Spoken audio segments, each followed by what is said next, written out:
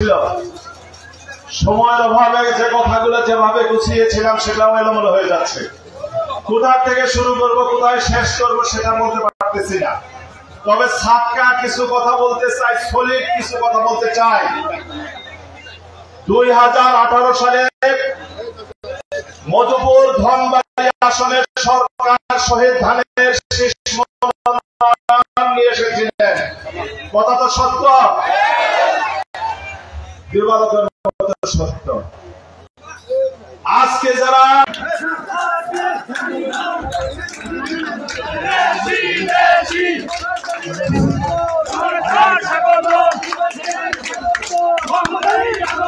আসর নামাজের জন্য 10 মিনিট বিরতির পর আমাদের আমন্ত্রিত অতিথি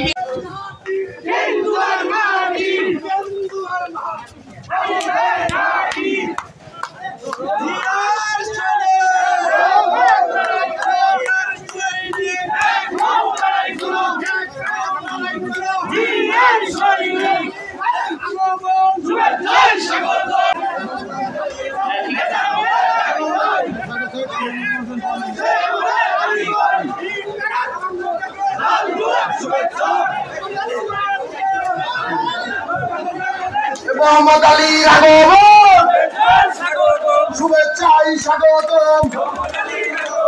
বিস্তারের পক্ষ থেকে লাল গোলাপ শুভেচ্ছা, বিস্তারের পক্ষ থেকে বিস্তারের মাটি, মোহাম্মদ আলীর ঘাটি, মোহাম্মদ আলীর ঘাটি, বিস্তারের মাটি, মোহাম্মদ আলীর আগমন, শুভেচ্ছায় স্বাগতম, শুভেচ্ছায় স্বাগতম। মোহাম্মদ আলীর আগমন, মোহাম্মদ আলী এগিয়ে চলো, আমরা আছি তোমার সাথে, আমরা আছি তোমার সাথে। মোহাম্মদ আলী এগিয়ে চলো, মোহাম্মদ আলী ভয় নাই, রাজপথ ছাড়ি নাই, রাজপথ ছাড়ি নাই, মোহাম্মদ আলী ভয় নাই, মোহাম্মদ আলী জিন্দাবাদ, মোহাম্মদ আলী জিন্দাবাদ, আরে জিয়া আশীর্বাদ, আরে মোহাম্মদের আশীর্বাদ, মোহাম্মদ আলী জিন্দাবাদ, মোহাম্মদ আলী ভয় নাই, রাজপথ ছাড়ি নাই, রাজপথ ছাড়ি নাই, মোহাম্মদ আলী ভয় নাই।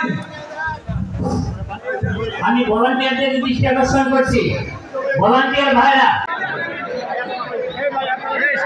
বাস ট্রাকি থেকে পাশাপাশি নেতৃত্বে এক বিশাল মিছিল আমাদের মানুষ বেরিয়েছেন। দয়া করে সবাই বসে যান, দয়া করে সবাই বসে যান, অনেক চেয়ার আছে, দয়া করে বসে যান। এদিকে কেউ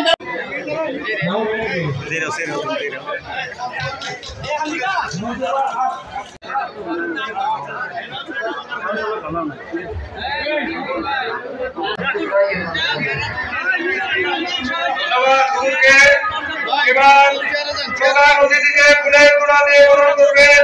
নির্যাতিত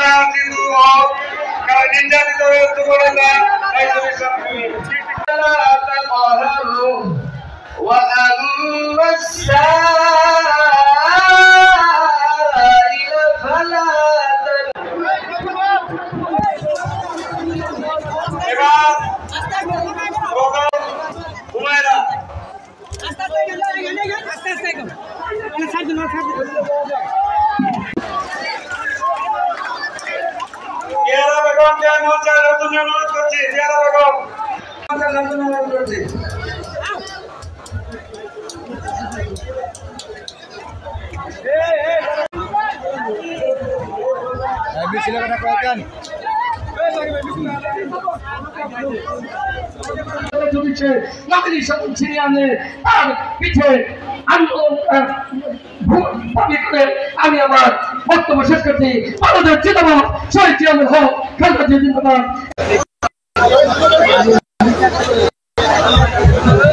প্রিয় বন্ধুগণ, অনেক কথাই বলার ছিল। সময়ের অভাবে যে কথাগুলো যেভাবে গুছিয়েছিলাম সেটাও এলোমেলো হয়ে যাচ্ছে। কোথা থেকে শুরু করব, কোথায় শেষ করব সেটা বলতে পারতেছি না। তবে সাক্কা কিছু কথা বলতে চাই, সলিড কিছু কথা বলতে চাই। 2018 সালে মধুপুর ধনবাড়ি আসনের সরকার শহীদ ধানের শীষ মনোনয়ন নিয়ে এসেছিলেন। কথা তো সত্য, দিবালোকের মতো সত্য।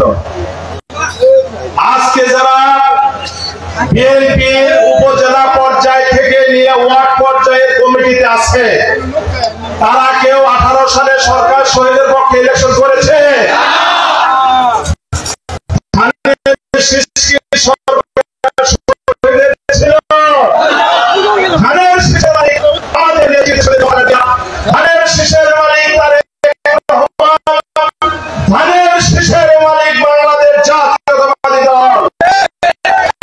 শরীক আমরা আজকে যা কমিটিতে আছে তারা সালে ইলেকশন করে নাই।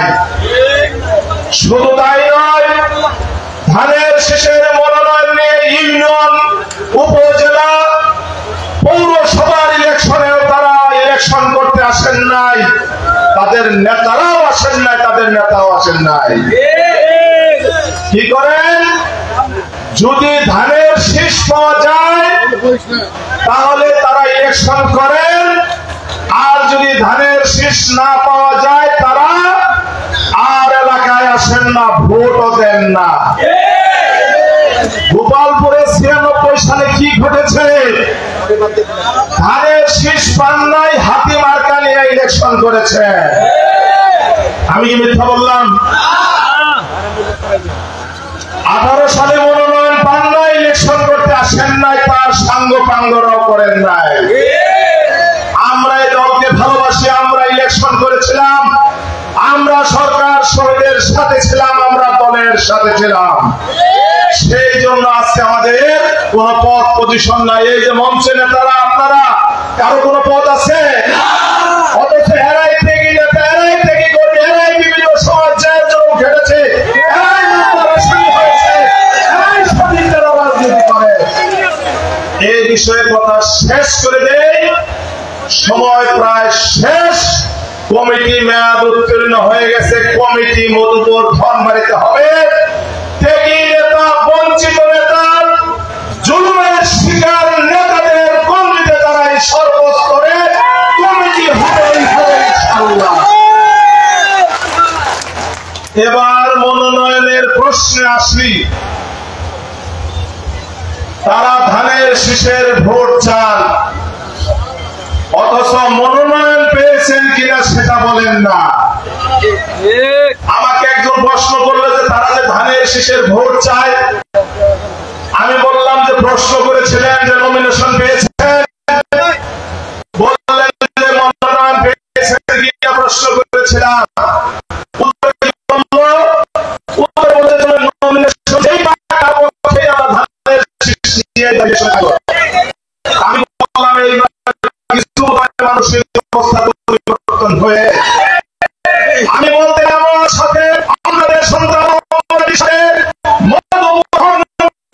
মানুষ যে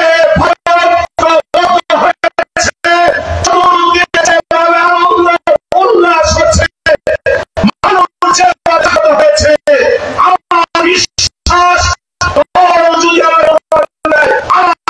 ভোট চাইতে হবে না, মানসিক প্রস্তুতি নিয়ে ফেলেছে। আমাকে মনোনয়ন কেন দিবে না সেটা তো আমি বুঝি না।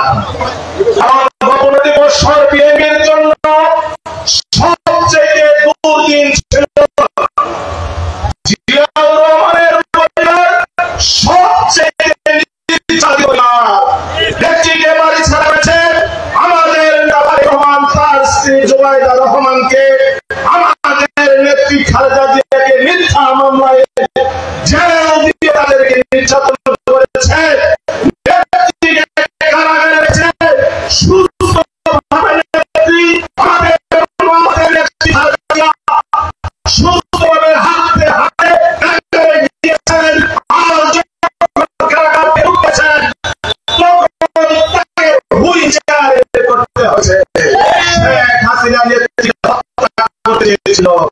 এর চেয়ে বড় নির্যাতিত ফ্যামিলি বাংলাদেশে আর আছে বলে পারে না।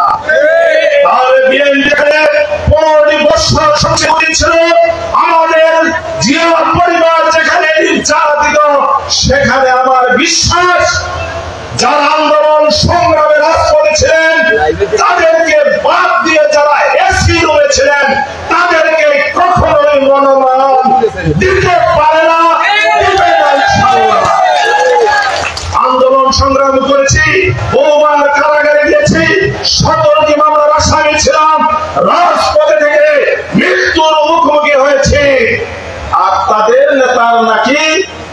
জিডি পর্যন্ত নাই। রাজপথে দাঁড়িয়ে একটা মিছিল করেছে এরকম একটা ছবি নাই। তাহলে আমার মতো ত্যাগী নেতা ত্যাগী কর্মীকে মনোনয়ন না দিয়ে ওই এসিতে বসবাসকারী সুবিধাভোগীকে কেন মনোনয়ন দেবে? এটা আমার বোধগম্য নয়। আমি বিশ্বাস করি না তাকে মনোনয়ন দেবে। আমার বিশ্বাস আপনাদের সন্তান ত্যাগী নেতা ত্যাগী কর্মী মোহাম্মদ আলীকে মনোনয়ন দেবে।